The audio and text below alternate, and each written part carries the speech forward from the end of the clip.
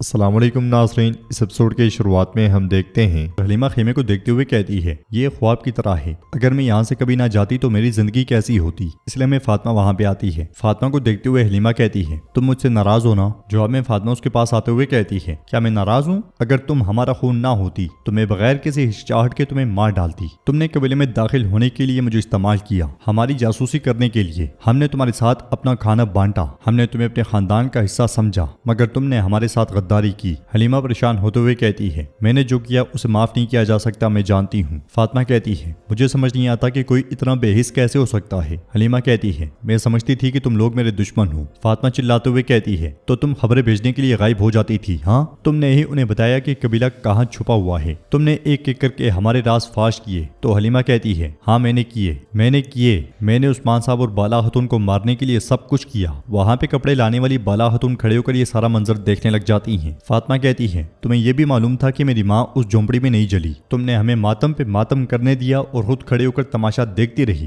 حلیمہ کہتی ہے مجھے لگا کہ تم لوگوں کو تکلیف میں دیکھ کر میرا غم ختم ہو جائے گا، مگر اس نے مجھے زیادہ تکلیف دی، میں سمجھ بیٹھی تھی کہ تم سب میرے دشمن ہو۔ فاطمہ کہتی ہے نہیں، ہم اپنے دشمن کے ساتھ بھی ایسا نہیں کرتے، تم صوفیہ کی بیٹی بن گئی۔ یہ سن کر بالا خاتون فاطمہ کے پاس آتی ہیں اور کہتی ہیں فاطمہ بہت ہو گیا۔ فاطمہ کہتی ہے ماں ہم اس لڑکی پہ بھروسہ نہیں کر سکتے۔ تو بالا خاتون اس سے کہتی ہیں یہ کوئی عام لڑکی نہیں ہے، یہ تمہاری بہن ہے۔ فاطمہ کہتی ہے یہ لڑکی میری بہن نہیں ہے۔ یہ کہتے ساتھ ہی فاطمہ جانے لگتی ہے تو بالا خاتون اسے روکتے ہوئے کہتی ہیں مت کرو بیٹی، میری بات سنو، مگر فاطمہ نہیں رکتی اور چلی جاتی ہے۔ اور حلیمہ غمگین ہوتے ہوئے بالا خاتون سے کہتی ہے اگر آپ لوگ مجھے مرنے دیتے تو سب کچھ آسان ہو جاتا۔ یہ کہتے ساتھ ہی حلیمہ بھی چلی جاتی ہے اور بالا خاتون بہت پریشان ہو جاتی ہیں۔ جنگل میں سردار کوجا سردار حسن کو سہارا دیے آگے بڑھ رہے ہوتے ہیں اور ایک درخت کے سہارے انہیں بٹھا دیتے ہیں، خود بھی کافی زیادہ تھکے ہارے دکھائی دیتے ہیں اور کہتے ہیں ہمیں تمہارے زخم کو داغنا ہے حسن بھائی، لیکن ابھی ہم آگ نہیں جلا سکتے۔ تو وہاں پہنچنے والا گلاڈیوس کہتا ہے بوڑھے تم خود بھی جلو گے اور آگ تمہیں جلا کر راکھ کر دے گی۔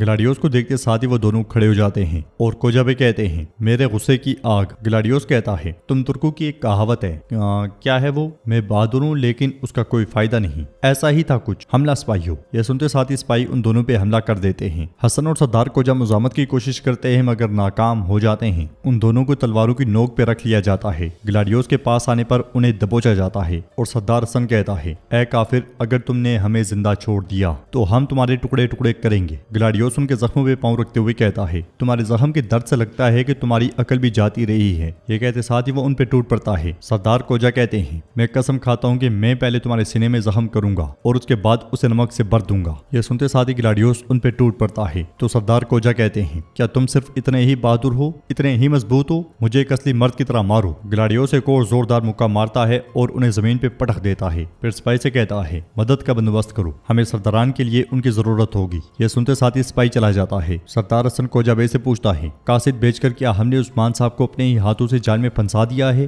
گلاڈیوس کہتا ہے سرداران میرے پاس آپ کے لیے ایک پیشکش ہے، لیکن ذرا پہلے تھوڑا آرام کرتے ہیں۔ سپاہیوں نے بٹھاتے ہیں تو گلاڈیوس پھر سے انہیں مارنا شروع کر دیتا ہے۔ کائی قبیلے میں صوفیہ آگے بڑھتے ہوئے عثمان صاحب سے کہتی ہے عثمان صاحب لگتا ہے کہ آپ کے لوگ ہمارے معاہدے سے خوش نہیں ہیں۔ جواب میں عثمان صاحب کہتے ہیں یقیناً میں بھی خوش نہیں ہوں، لیکن یہ پہلا موقع نہیں ہوگا جب بھیڑیا لومڑی کے ساتھ کام کرے گا۔ تو صوفیہ کہتی ہے اب ہمارے درمیان صرف ایک معاہدہ نہیں ہے بلکہ پوئنا ہے اس کے لیے۔ تو عثمان صاحب اس سے کہتے ہیں حلیمہ کے ماضی سے تمہارا کوئی تعلق باقی نہیں بچا، ذرا یہ منگولوں کا معاملہ ٹل جائے اس کے بعد کی بات بعد میں دیکھیں گے۔ صوفیہ کہتی ہے میں نے 10 سال اس کی دیکھ بھال کی، میرے اور اس کے درمیان ایک رشتہ ہے، آپ ماضی کو نہیں بدل سکتے عثمان صاحب۔ یہ سنتے ساتھ ہی عثمان صاحب غصے میں رک جاتے ہیں اور صوفیہ کہتی ہے میں جانے سے پہلے پوئنا کو دیکھنا چاہتی ہوں، لوگ پوئنا کو نفرت سے دیکھیں گے اور آپ اسے تبدیل نہیں کر پائیں گے، وہ بہت پریشان اور اداس ہو جائے گی۔ اورحان کہتا ہے خاندان کا کیا مطلب ہے تم نہیں جانتی صوفیہ، تمہاری طرف سے کھولے جانے والے زخم ہم سب مل کر باندھ دیں گے۔ حلیمہ پہلے سے بھی زیادہ خوش ہو جائے گی۔ تو صوفیہ کہتی ہے کیا اسی لیے تمہارا بھائی علاؤالدین چلا گیا؟ پوئنا بھی جانا چاہے گی، کیا پھر آپ اسے میرے پاس آنے کی اجازت دیں گے؟ یہ سنتے ساتھ ہی عثمان صاحب اسے دبوچتے ہوئے خیمے کے ساتھ لگا لیتے ہیں اور کہتے ہیں میری طرف دیکھو، اگر تم حلیمہ کو لے جانے کی بات کرتی ہو نہ میں کوئی معاہدہ دیکھوں گا نہ میں کوئی مہم دیکھوں گا اور تمہیں یہیں پہ دفن کر دوں گا۔ فاطمہ کے آنے پر عثمان صاحب اس سے پوچھتے ہیں تمہاری بہن کیسی ہے؟ تو فاطمہ کہتی ہے بابا آپ صوفیہ کی بیٹی کے بارے میں پوچھ رہے ہیں، وہ ٹھیک ہے، کچھ بھی نہیں ہوگا اسے۔ یہ کہتے ساتھ ہی فاطمہ چلی جاتی ہے اور صوفیہ کہتی ہے میں نے جو کہا اس پہ غور کرو عثمان۔ اگلے منظر میں عثمان صاحب صوفیہ کے ساتھ بالا خاتون کے پاس آتے ہیں۔ صوفیہ پوچھتی ہے پوئنا کہاں ہے بالا؟ خیمے کا دروازہ کھلتا ہے اور حلیمہ ترک لباس پہنے وہاں داخل ہوتی ہے۔ حلیمہ کو اس لباس میں دیکھ کر عثمان صاحب اور بالا خاتون بہت زیادہ خوش ہوتے ہیں اور عثمان صاحب کہتے ہیں माशाल्लाह मेरी बेटी कितनी प्यारी लग रही है। मगर सोफिया काफी ज्यादा परेशान दिखाई देती है। बाला खातून कहती हैं बहुत प्यारी लग रही है बहुत। होलोफेरा कहती है अब तुम्हें माँ के कपड़ों में देखकर तुम बिल्कुल इन्हीं जैसी लग रही हो। फिर उस्मान साहब कहते हैं मेरी बेटी तुमसे भी और हमसे भी हकीकत छुपाएगी। अब तुम अपने खानदान के पास वापस आ गई हो, अब तुम दोबारा से पैदा हुई हो। सोफिया कहती है पोइना मैं तुम्हें अलविदा कहने आई हूँ। पोइना सुनकर उस्मान साहब और बाला खातून को बहुत गुस्सा आता है। सोफिया मजीद कहती है तुम्हें यहाँ इस हालत में देखना मेरे लिए बदतरीन अजाब है। पोइना तुम यहाँ खुश नहीं रह पाओगी। बाला खातून गुस्से से कहती है सोफिया इससे पहले कि मैं तुम्हारी कांटेदार जबान काट दूं चुप हो जाओ। सोफिया कहती है ठीक है अब ये तुम्हारी अमानत में है बाला, लेकिन अगर वो किसी दिन तुम्हारे बेटे अलाउद्दीन की तरह जाना चाहती हुई।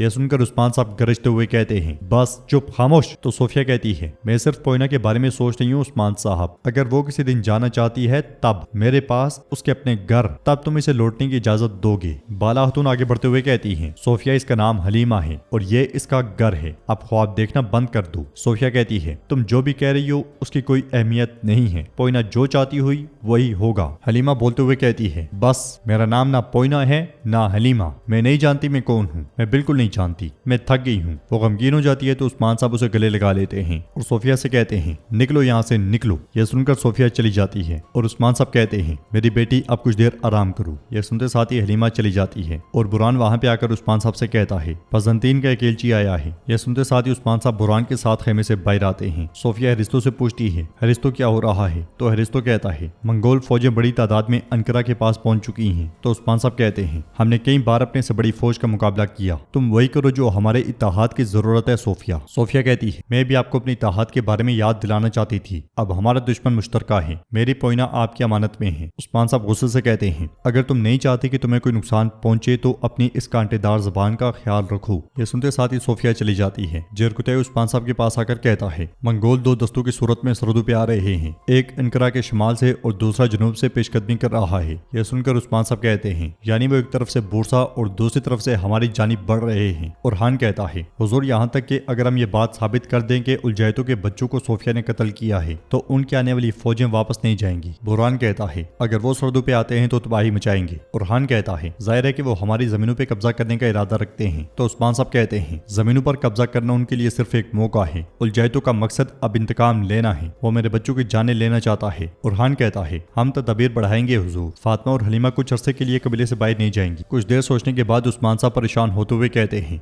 अलाउद्दीन वो अकेला रवाना हुआ है, अब उसकी जान खतरे में हो सकती है, क्योमास खोजी सिपाहियों के साथ उनके पीछे जाओ। यह सुनते साथ ही क्योमास चला जाता है और उस्मान साहब मजीद कहते हैं तुमने तकसीम पैदा कर दी, आज का दिन हमारे लिए ईद का दिन होने के बावजूद मैं अपनी औलाद हलीमा की आमद पर भी खुश नहीं हो सकता। ये कहते साथ ही उस्मान साहब आगे बढ़ जाते हैं और उरहान अलाउद्दीन के खेमे को देखते हुए गमगीन हो जाता है। तो नाज़रीन एपिसोड भी इख्तिताम पजीर होती है। वीडियो पसंद आए तो लाइक कर दें, शेयर कर दें, सब्सक्राइब नहीं किया हुआ तो सब्सक्राइब करने के साथ साथ घंटी वाले आइकन को दबाना मत भूलें। मिलते हैं इंशाअल्लाह नेक्स्ट वीडियो में, तब तक के लिए रखें अपना और अपनों का बहुत ज्यादा ख्याल। अल्लाह निगहबान।